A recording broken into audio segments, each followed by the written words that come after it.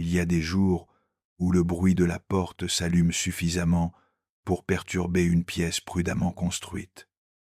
Une voix intérieure se réveille, discrète, mais firme. Je ne veux pas voir personne. Ce n'est pas une question de prétence ou d'antipathie. C'est quelque chose de plus intime, plus ancien, presque sacré. Cependant, ce sentiment est rarement admis. Qui dirait que je n'aime pas recevoir des visiteurs sans peur de la jugement, de la solitude imposée, ou même de l'honneur? Nous avons appris très tôt que la sociabilité est une qualité, être accueillant, ouvert, chaud, offrir du café, un sourire, être disponible. Mais que se passe-t-il quand cette expectation s'accroche avec une grande nécessité de silence, de l'espace et de l'abandon? Ce que peu de gens comprennent, c'est que cette résistance au contact n'est pas nécessairement un problème à résoudre. Cela peut être une voie de la soul, une frontière invisible que nous essayons de protéger, une forme d'innocence, souvent née d'âme vieille, trop d'appels ou un réveil abîmé à soi-même. La maison, le corps, la soul, tout ce qui est à l'intérieur de vous souhaite une tranquillité. Et pourtant, le monde extérieur insiste, claque à la porte, demande une réponse, une présence, un effort. Mais que se passe-t-il si cette résistance était en réalité de la sagesse, et si ne pas vouloir ouvrir la porte était un signe que vous commencez enfin à écouter vous-même? Peut-être que ce n'est pas une rejection d'autres, peut-être que c'est une reconnaissance dévouée que votre intérieur mérite d'être honoré. Et si Carl Jung avait quelque chose à nous dire sur ce sujet, ce serait probablement ceci. Il n'y a pas de chose comme une réaction inutile. Chaque mouvement de la soul, même le plus silencieux, révèle une vérité sur qui nous sommes devenus. Nous imaginons que c'est naturel d'apprécier l'entretien, qu'il ne faut pas dire que la maison est remplie de rires, de conversations, et que la vie est un signe d'une vie réussie. Depuis l'enfance, nous avons été enseignés à sourire, à souhaiter, à dire oui, à être gentils, approchables et ouverts. Ceux qui apprécient la solitude sont rapidement marqués comme étranges, froids, antisocial ou même malheureux.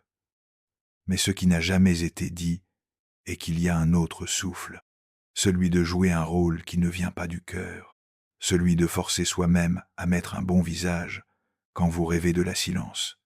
Il est fatigant de mettre un masque de sociabilité. Quand la soul pleure pour l'intimité, le calme et la profondeur, cette pression sociale peut devenir un poison subtil. Cela vous distance de vous-même. Cela vous fait douter de ce que vous ressentez vraiment. Vous vous trouvez souriant, servant de thé, écoutant les banalités, tout en ressentant une tension au fond. Ce n'est pas que vous n'aimez pas les autres, c'est que vous ne vous sentez plus compétent de jouer l'autre parfait. Carl Jung a dit que le personnage, le masque social que nous portons pour être acceptés, devient problématique quand il nous distance trop de notre vérité intérieure. Il finit par stifler nos esprits authentiques, et peut être que c'est ce que vous ressentez, ce désespoir, ce vide subtil au milieu de la convivialité, ce ressenti de ne pas être là ou d'être là en dépit de vous-même. Il y a un désespoir de ne pas être vous-même. Et parfois, ce désespoir se manifeste précisément dans les moments où nous essayons d'être ce que les autres attendent. Alors non, ce n'est pas une faute de ne pas aimer recevoir. Cela peut être un acte de lucidité, une fatigue d'avoir porté un masque trop longtemps, un désir de vivre votre vie sans prétendre. Il y a des présences qui pesent fortement, pas nécessairement parce qu'elles sont négatives, mais parce qu'elles prennent trop d'espace dans un espace qui, à ce moment-là, ne veut plus être partagé. Ce que nous appelons un désespoir dans la présence d'un autre n'est pas toujours une réaction sociale. Parfois c'est une réaction existentielle, comme si quelque chose de précieux à l'intérieur nous sentait invadis, déplacés, perturbés. Carl Jung a souvent parlé du centre intérieur, ce cœur sacré de notre être, ce lieu invisible où notre âme retourne pour se régénérer. Ce centre ne peut pas tolérer le bruit ou l'agitation constante. Il a besoin de frontières, un silence qui n'est pas interrompu par les expectations d'autres.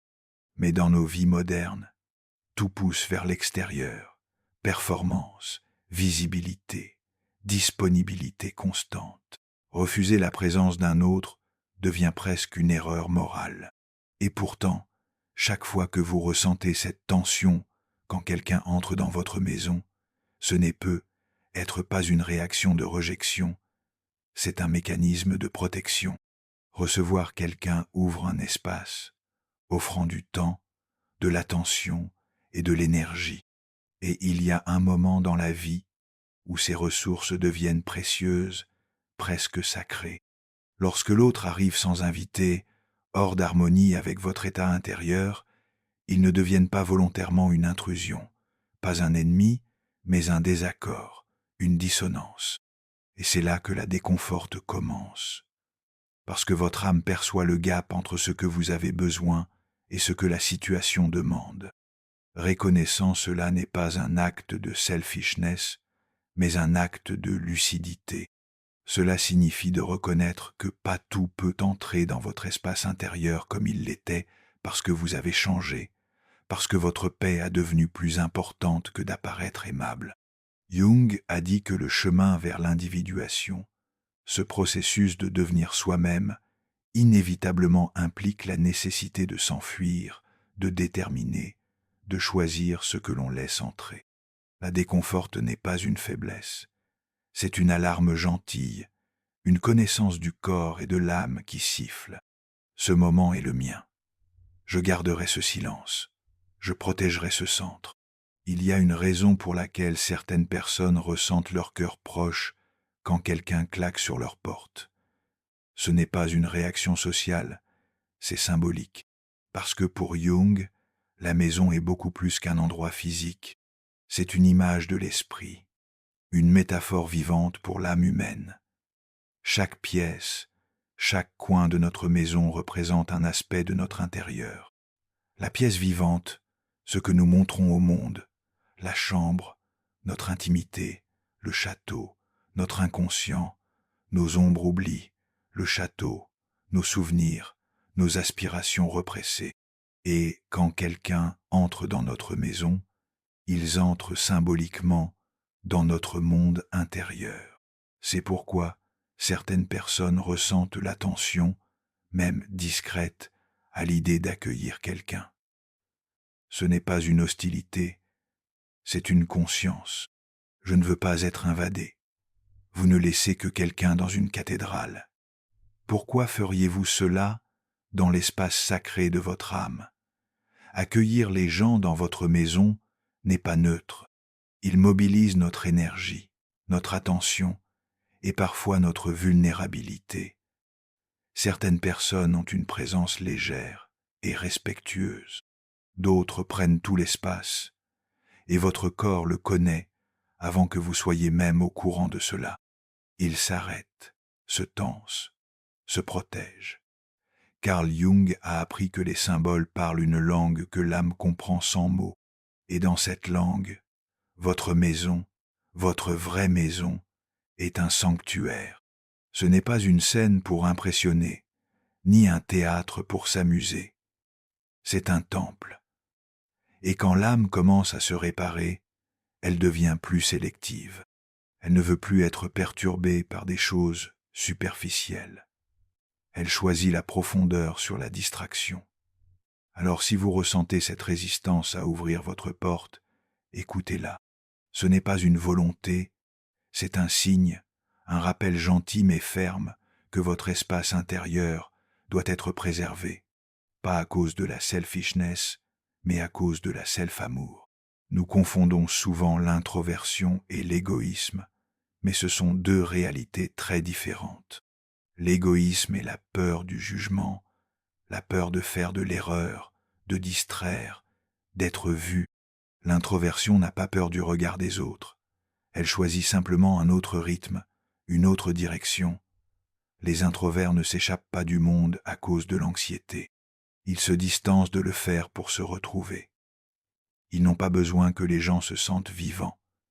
Ils dessinent leur énergie de la solitude, de longs silences, de profondes réflexions.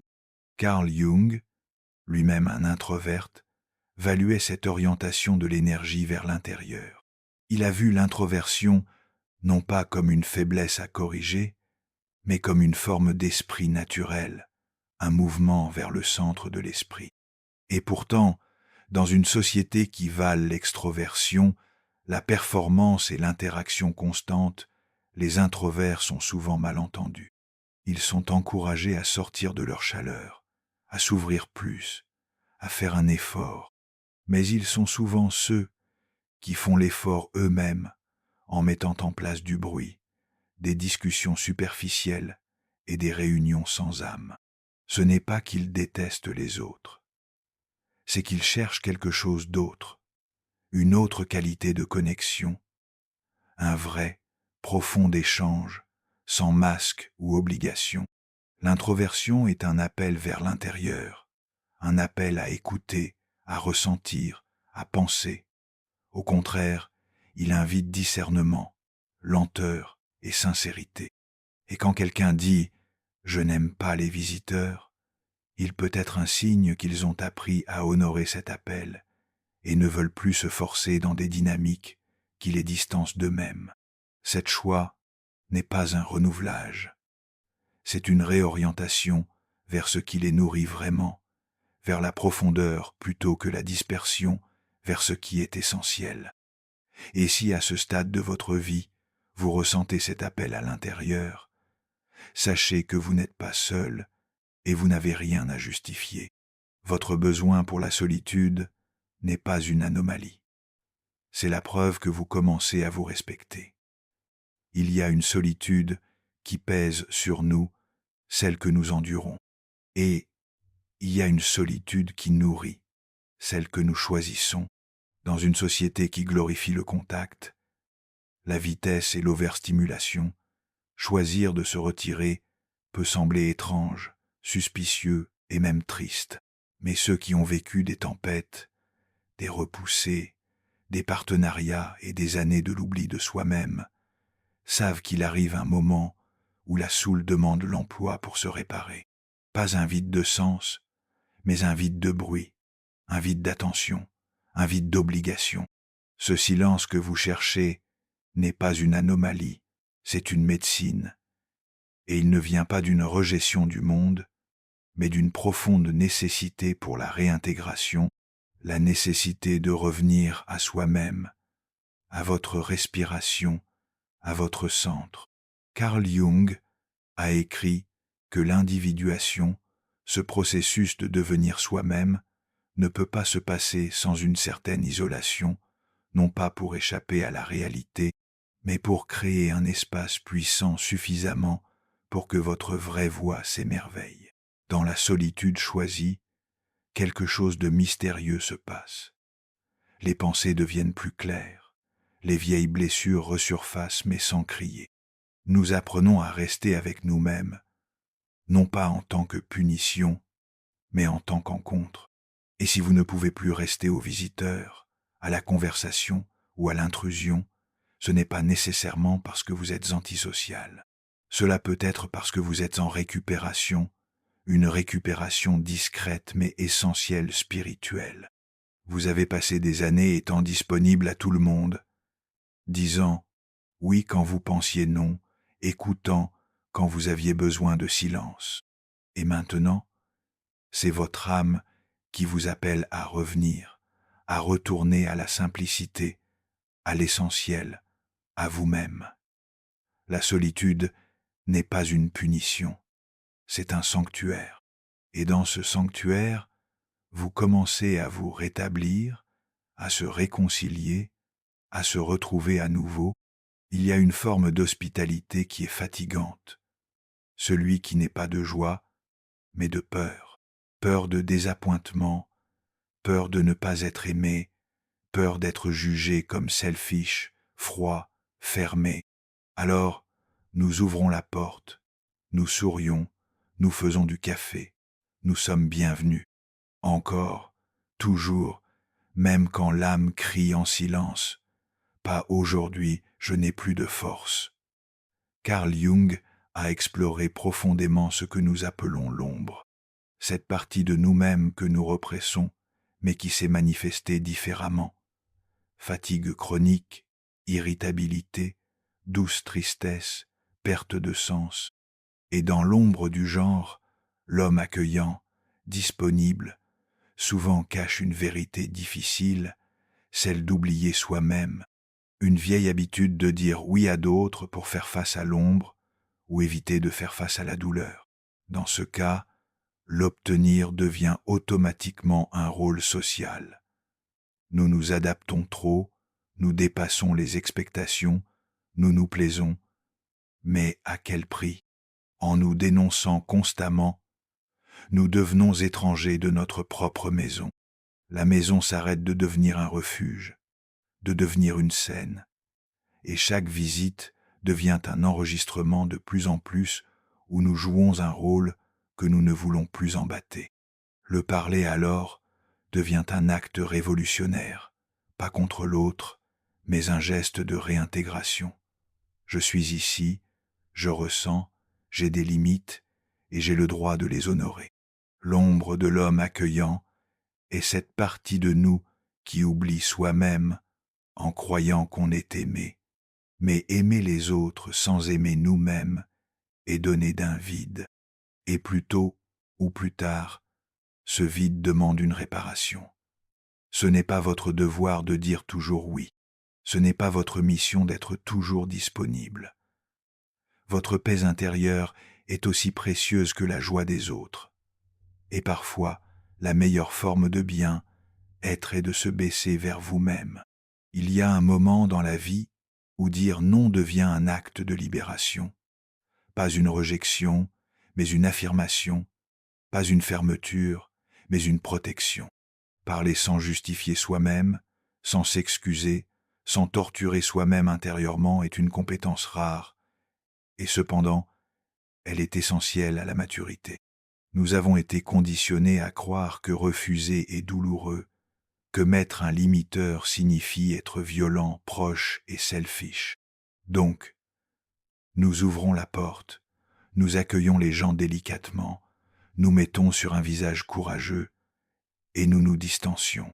Mais en constamment dire oui à éviter le conflit, nous nous trouvons en conflit avec nous-mêmes. Carl Jung a dit que le conflit intérieur, le conflit entre ce que nous ressentons et ce que nous faisons, est l'une des plus grandes sources de souffrance psychologique. Chaque fois que vous ouvrez votre porte, quand votre cœur dit non, vous créez une fracture et dans le long terme, ces fractures vous empêchent de vous-même. Parler dans ce contexte n'est pas une fermeture vers le monde, c'est une ouverture à votre vérité. C'est reconnaître que vous avez changé, que vous n'êtes plus la personne qui est toujours disponible, toujours accommodant, toujours gentille. Ce n'est pas à propos d'être brutal, c'est à propos d'être réel, en disant « je n'ai pas l'espace aujourd'hui » ou même en silencieux de ne pas ouvrir. Et si l'autre personne n'entend pas, alors peut être qu'il ne voit qu'un rôle en vous, pas votre être vrai. La souffrance est souvent le gâchis entre l'image que nous voulons maintenir et la réalité que nous ressentons. Mais quand l'image tombe et vous choisissez l'authenticité, quelque chose à l'intérieur vous respire. Enfin, dire non et dire oui à votre paix. C'est respecter l'espace intérieur que vous avez passé des années en construisant. C'est choisir vous-même sans haine. Et plus vous vous permettez ce non serein, plus simple, plus naturel et plus fluide il devient. Il ne fait plus de mal, il ne punit personne, il illumine, il aligne, il libère. Dans la profondeur de l'esprit humain vit un archétype ancien, puissant, mais souvent incompréhensible, le ermite. Il n'était pas le monde, il n'a pas détesté les autres, Il a simplement entendu un autre appel, un appel vers l'intérieur.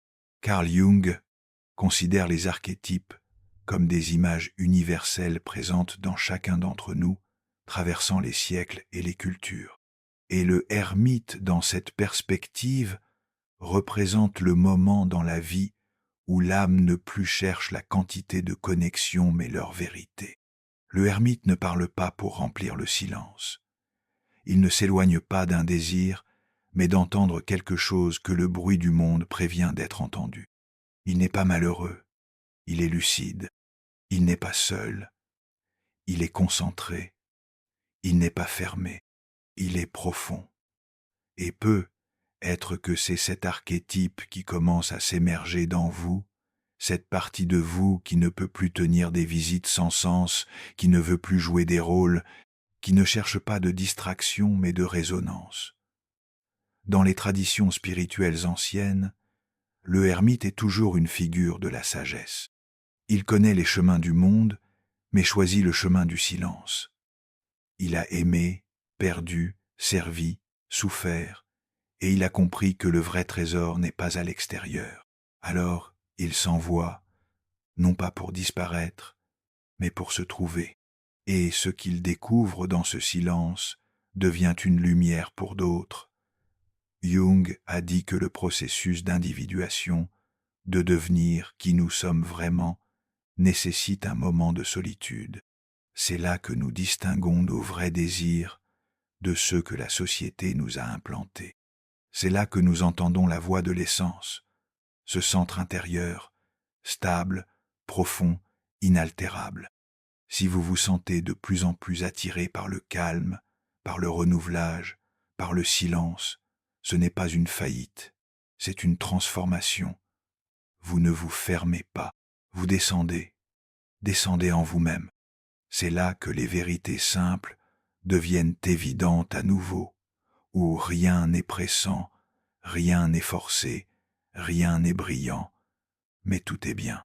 Parfois, certaines visites ne sont pas simplement inaccueillies, elles sont douloureuses, pas à cause de ce qui est dit, mais à cause de ce à quoi leur présence nous réveille, des souvenirs, des vieilles tensions, des blessures qui n'ont pas bien été curées.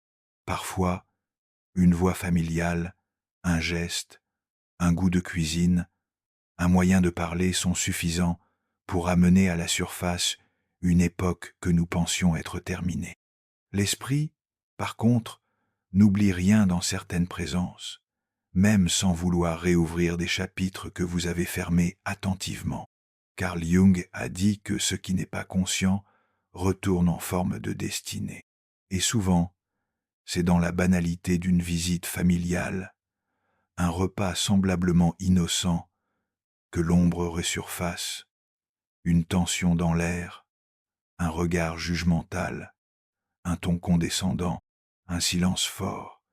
Et là vous êtes un adulte, expérimenté, mature, mais dans un second, retrouvez-vous à l'enfant que vous étiez, celui qui n'a pas l'air de dire non, celui qui voulait s'amuser, celui qui ne comprenait pas ce qu'il ressentait. Recevoir certaines personnes parfois signifie réouvrir la porte, pas à eux, mais à une vieille version de vous-même que vous ne voulez plus embêter. Et ce refus de les recevoir aujourd'hui n'est pas un acte d'arrogance, c'est une mesure de protection, d'attention, de fidélité à votre chemin de réparation. Vous n'avez plus besoin de rejouer ces vieilles scènes, vous n'avez plus besoin de vous justifier. Vous avez le droit de choisir qui entre dans votre espace, mais aussi votre histoire. C'est un droit fondamental que nous oublions trop souvent. Le droit de préserver votre paix, le droit de ne pas réouvrir les blessures juste pour vous plaire, le droit de dire « ce chapitre pour moi est terminé ».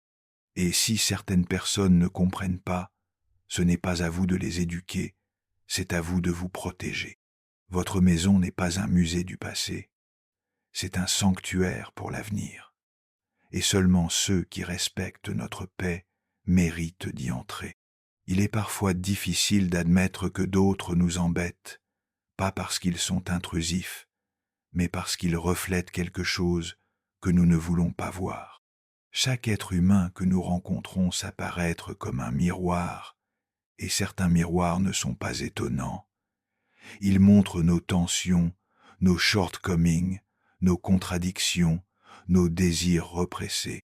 Carl Jung a dit que tout ce qui nous irrite dans d'autres peut nous conduire à une meilleure compréhension de nous-mêmes. En d'autres mots, d'autres sont souvent les révélateurs de ce que nous n'avons pas encore intégré dans nous-mêmes. Ce frère bruyant, ce cousin qui est toujours sur l'écran, ce ami qui arrive sans annoncer et sûr de son endroit. Il touche, parfois sans le savoir, une zone fragile, la nécessité d'ordre, du respect, de l'espace, mais aussi plus subtilement notre ressentiment de ne pas être assez assertif, assez libre ou assez en paix. Pourquoi cela vous annoie? Pourquoi cela vous fatigue? Pourquoi ce simple contact vous déstabilise? Parce qu'il active quelque chose, un désespoir qui n'est pas toujours lié à la personne elle-même, mais à ce qu'il réveille qui n'est pas résolu dans vous. Et il y a une rare opportunité. Au lieu de simplement pousser, courir ou juger, vous pouvez observer ce que cela vous dit sur vous-même. Pourquoi ai-je besoin de cette distance? Qu'est-ce que je protège exactement? Ce n'est pas à propos de ressentir le mal. Ce n'est aussi pas à propos de bien accueillir tout. C'est à propos de reconnaître que parfois l'autre personne est perturbante, non pas parce qu'ils invadent, mais parce qu'ils exposent une erreur, un vide, une incomplétude. Et dans cette conscience, il y a une forme de pouvoir. Parce que ce que l'autre personne révèle, vous pouvez enfin le voir, et ce que vous voyez, vous pouvez le curer. Refuser certaines visites n'est pas courir. Enlever un miroir pour lequel vous n'êtes pas encore prêt. Et c'est aussi l'amour de soi-même. Savoir quand il est temps de regarder, et quand il est toujours nécessaire de se protéger. Il y a une époque où nous sommes fatigués de jouer des rôles, fatigués de prétendre, fatigués de sourire pour nous assurer, fatigués d'adapter trop afin de ne pas nous perturber. Nous atteignons un point de retour silencieux mais profond, celui où l'intérieur est plus cher que toute reconnaissance extérieure. Jung a dit que la deuxième moitié de la vie n'est pas à propos de l'avancement ou l'adaptation sociale, mais à propos de l'actualisation de l'esprit même, cette vérité unique que chaque personne porte à l'intérieur. Et cette actualisation ne peut se produire qu'en sortant de la mode de performance. Ce n'est plus à propos d'être aimé à tous les coups. C'est à propos d'être en tune avec ce que vous ressentez, de faire la paix avec votre propre rythme. Peut être que vous ne voulez plus recevoir, peut être que vous ne cherchez plus à être amiable, peut être que vous n'avez plus besoin de la présence de certaines faces qui ne vous nourrissent plus. Ce n'est pas la froidté, c'est la clarté. C'est le fruit d'un chemin de conscience. Vous avez appris que dire oui à tout le monde signifie souvent dire non à vous-même, et qu'il n'y a rien de plus fatigant que d'avoir à constamment représenter, expliquer et justifier vous-même. Alors vous choisissez une posture différente, pas un renouvelage sinistre, mais un refocus serein. Vous ne voulez plus performer votre vie. Vous voulez simplement la vivre comme elle vous résonne. Et dans cette nouvelle posture, certaines habitudes disparaissent. Les visites inutiles deviennent moins fréquentées. Les conversations superficielles s'arrêtent, les amitiés apparentes s'éloignent, mais quelque chose d'essentiel reste. Votre respiration, votre rythme, votre espace. L'authenticité à ce stade de la vie devient une nécessité vitale, et elle commence souvent avec des gestes discrets, presque invisibles. Ne plus ouvrir la porte à ceux qui ne s'écoutent pas à votre silence. Ne plus forcer un sourire quand votre âme est fatiguée. Ne plus expliquer ce que vous ressentez. La vie en paix n'est pas une question d'évacuer le monde, c'est de ne plus vous trahir de lui. Qu'est-ce si ce n'était pas une crise? Qu'est-ce si ce besoin de silence, ce refus discret des visiteurs, cette fatigue sociale n'était pas un problème, mais un passage sacré? Carl Jung a écrit que tout ce que l'âme vit a un sens, même si ce sens n'est pas immédiatement visible. L'abandon, le silence, la solitude sont tous des signes, pas de la dépression mais de la transformation. Il y a une époque dans la vie où l'âme ne veut plus s'écraser. Elle appelle, elle siffle, elle vous demande de retourner à la maison, pas à une maison, mais à un lieu plus profond, plus ancien, plus réel. Et vous ressentez ce besoin de paix, pas comme une évacuation, mais comme une vérité, quelque chose qui vous a toujours fatigué. Les longues visites, les mots vides, les obligations sociales semblent trop lourdes, trop vides, trop loin de vous aujourd'hui. Vous n'êtes pas seul. Beaucoup ressentent cela, mais peu ont l'air de le dire. Pour la peur d'être vu comme un socialite, pour la peur d'être blessé, hors habit. Mais ce mouvement d'abandon n'est pas un collapse, c'est un retour à ce qui compte, un retour à l'essentiel, un retour à vous-même. Vous n'avez pas besoin d'ouvrir la porte à tout le monde. Vous n'avez pas besoin de justifier votre besoin pour le silence. Vous avez le droit, oui, le droit sacré de suivre le rythme de votre âme. Et dans ce silence que vous choisissez, quelque chose de subtil est reconstruit. Clarité, alignement, paix, vérité, c'est une profonde maturité. Plus de peur d'être déçu, plus de besoin d'apparaître aimable, plus de lutte contre ce que votre âme demande. Si votre âme choisit le silence, écoutez-le. Il vous guide à un endroit peu atteint, l'intérieur de la maison, où vous n'avez plus besoin de recevoir personne, car vous êtes enfin à la maison.